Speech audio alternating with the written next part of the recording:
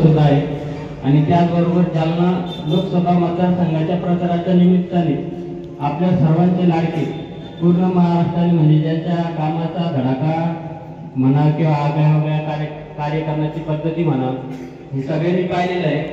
ते आपल्या सर्वांचे लाडके मंगेश दादा साबळे आपल्या गावामध्ये इथे उपस्थित झालेले आहेत।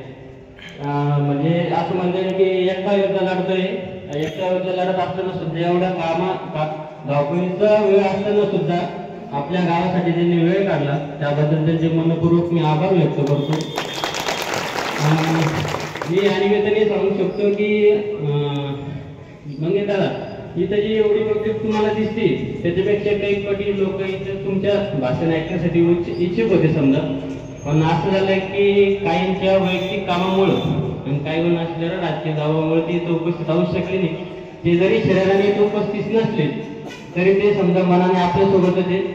मी सगळ्यांना हे सांगू इच्छितो की आपण कोणत्याही व्यक्तिविरोधात लढा देत नाहीये, आपला लढा फक्त वैचारिक लढा आहे।